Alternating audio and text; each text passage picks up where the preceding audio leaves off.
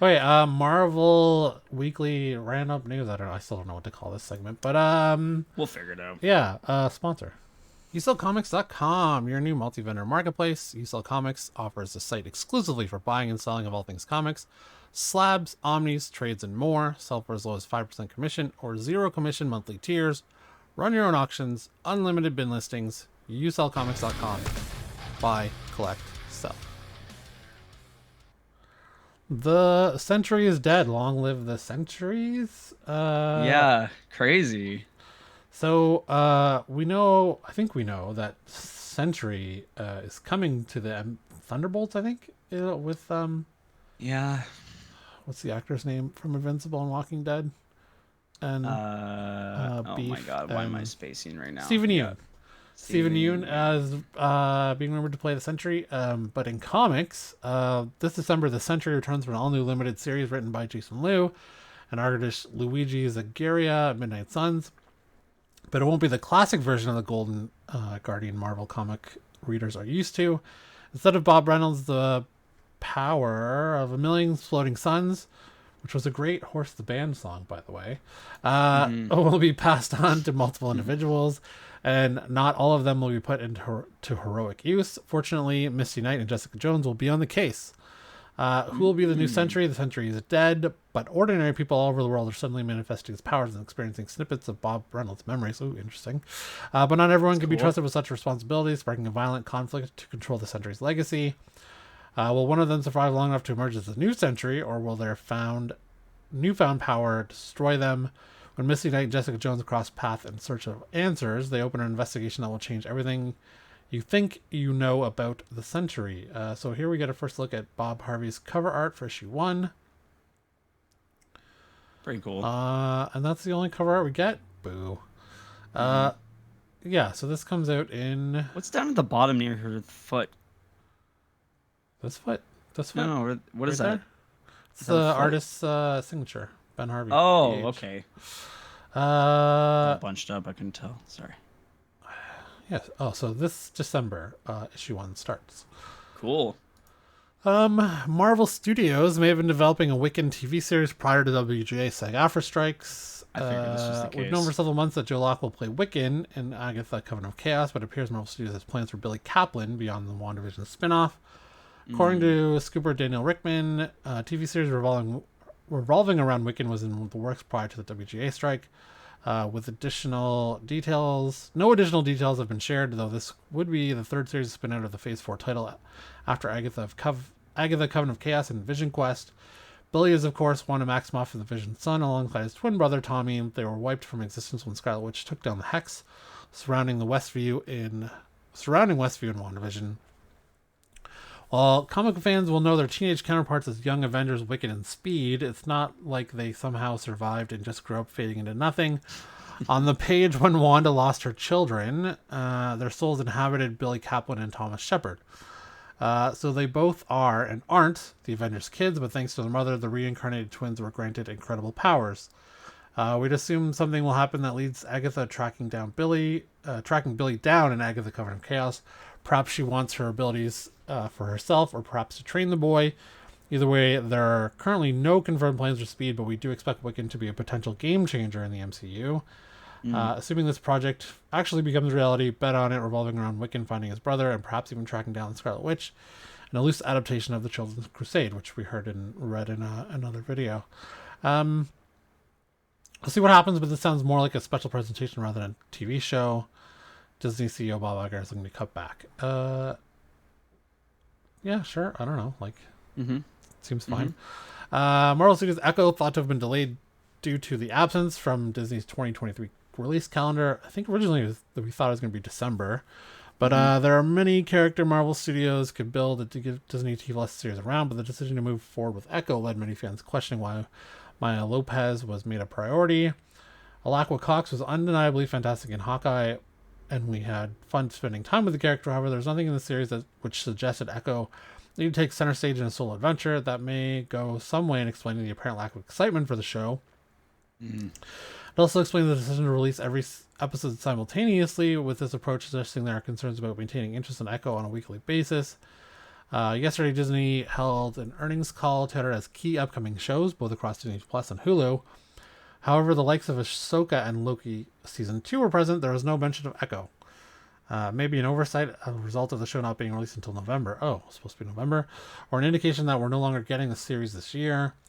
There have been long rumblings about creative issues that were rumblings in the past about the series becoming a special presentation instead of a full-blown TV series. As we've all said, Iger wants to cut back. I don't know. Could you do it as a... What would be better? A 4-episode or 6-episode 4-hour show, or a 2.5-hour movie? Or a special presentation. Yeah. Like, we should be... Oh, well, here we go. Oh, right here. Oh, my More God. special presentations being scrapped. Fuck. Well, Iger's cutting. Damn It's been a while since we had any updates on Marvel Studios' plans for a Nova series or / movie. We may now know why that is. The project has been scrapped, reportedly scrapped. Considering how long it's been since we've had any updates on Marvel Studios' plans for Richard Rider, aka Nova, this probably won't come as much a surprise. But we're hearing that the solo project, whatever form it would have taken, has now been scrapped. When the Nova news first broke, the trades mentioned that it would likely be a Disney Plus series, but a rumor did the rounds shortly after claiming it would actually be a special presentation, which would have been, I think, fine with everyone. Would have cost less, and wouldn't have cost $200 million, like Secret Invasion. Later reports indicated that the Cosmic Heroes MCU debut would likely actually be on big screen, but whatever the studio had in mind, my time to shine hello believes those plans have now been shelved for the foreseeable future. Yeah. Okay. So it's another one dead. X-Men 97 head writer Bo DeMeo reveals new story details for the show's opening episode. Are those Still don't know when this updated is coming. avatars? Huh? Are those updated avatars? Like updated... Maybe? No. Who's the second Morphex. guy on the bottom? Huh? Bishop? Who's that guy? Bishop. No, beside him. Morph. Morph. That's right. Morph. How dare you? Morph. What about Morph? Actually, Morph does look different, I think. Yeah. And be it's updated. become clear X-Men 97 won't be released this year. What? How has it become clear? They haven't said no. Meaning fans of X-Men animators will need to continue... I read they're doing lines for season 2 right now. Will need to continue exercising patience when it comes to finally getting to watch the revival to hit Disney Plus. Decades have passed since the original show ended. Yes, we know that.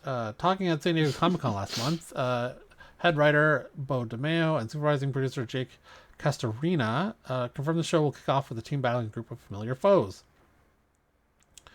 We showed a clip from the first episode that shows X-Men going off on a mission to confront the new Sentinel threat. And mid-mission, they are unexpectedly attacked and have to use their danger room practice skills to save themselves. Castorina weighed in on praise DeMeo's writing and singled out a moment which highlights Scott Summers. Bo gives a really good script and a really good scene and a really good epic moment that makes you go, that's why Cyclops is the leader of the X-Men. Sweet. You know, I was talking to co-founder Kate about who could play Cyclops. And we had just finished watching The Night Agent. Have you watched that show? I have not, no. Oh. So, I thought the lead actor in Night Agent could be a good candidate. Oh, you're typing it in? Okay, good. I was just about to do that. Okay, good. Oh my god, you see the blow up online about the schnoz Bradley Cooper? Oh, yeah. We watched for the Maestro. Oh my god, like whatever, dude. Get out of here. So Gabriel Basso, I feel like he could be using Cyclops. Also, Alan Richardson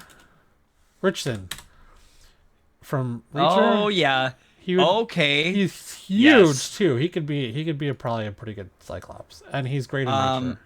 I also would wasn't be he Hawk so in down. Titans? Yes, he was also Hawk. Yeah, he was Hawk. Yeah, he's Hawk. But what were they talking about? Superman. They were talking about him for Superman. Oh, Alan Richardson? No, Batman. Shit. Oh, he could be. Yeah, he could be. I mean, he could be Batman. Fuck. There was a rumor going around about him getting cast. Oh, okay. And I can't remember who it was for. He can be in two things at once. Yeah. Just like David Harbour.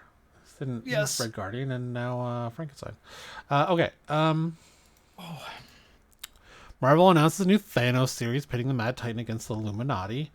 Thanos returns to comics with a brand new Force limited series by writer Christopher Cantwell and artist Luca Pizzari. With main cover by superstar Leniel Francis Yu. Variant cover by Phil Noto paying homage to George Perez's iconic cover for Infinity Gauntlet #1. Cantwell has previously had success writing about another famous villain in his Doctor Doom series, which was nominated for an Eisner.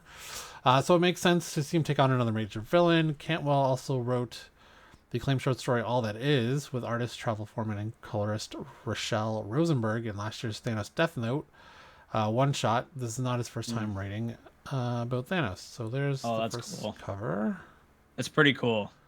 Yeah, the plot behind the series is about Thanos looking for some sort of mysterious, powerful object on Earth that is part of his latest campaign of conquest. However, the item was hidden from Thanos by the Illuminati, the secretive collective of powerful and influential superheroes that have helped shape the world of Marvel's superheroes. That's spelled wrong. Since the days of the Kree Skull War, now the Illuminati must stop Thanos from discovering the object in question. The Illuminati will maintain a number of its classic members, including Mr. Fantastic, Iron Man, Doctor Strange, as well as 2 new members, including Emma Frost and Blue Marvel. There's the homage cover to That's cool. Infinity Gauntlet.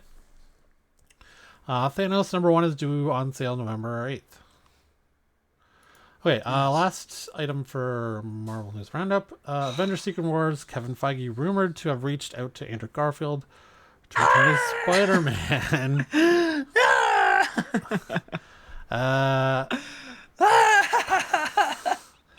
We just finished Spider-Man No Way Home, and he's awesome as Spider-Man in that. He's so good. Yeah.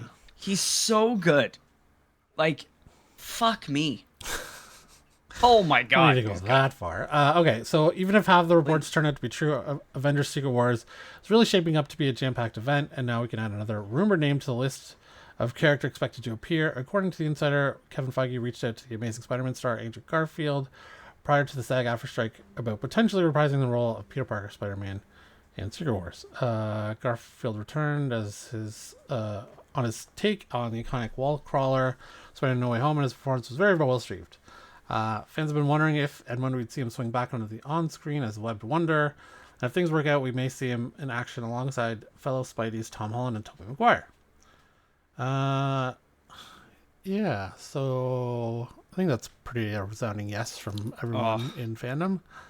Please come back. I'm not sure about Tobey Maguire being involved as another Spider-Man, but I think Garfield would be a better choice if it was one of the two. I would agree. I think I mean, you could even bring Toby back for, a quick whatever. Like I'm not against that whatsoever. Yeah. Like I think they utilized him the most proper way they could in the movie. But to bring, cuz he said right in the movie that him and Mary Jane are together, right? Or no, it's kind of rocky. They weren't. No, he lost Gwen. No. Oh, you mean Tobey Maguire's Spider-Man? Toby. Yeah. Toby. They're trying to make it work. You're trying to make it work. Yeah. So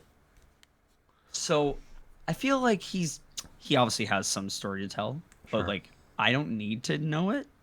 But I would love to know what's going on with Garfield's Spider-Man. Like, give me the juice, baby. Yeah, it's really too bad. Just his 2 movies weren't good because he was a good Spider-Man. Agreed. Okay, thanks.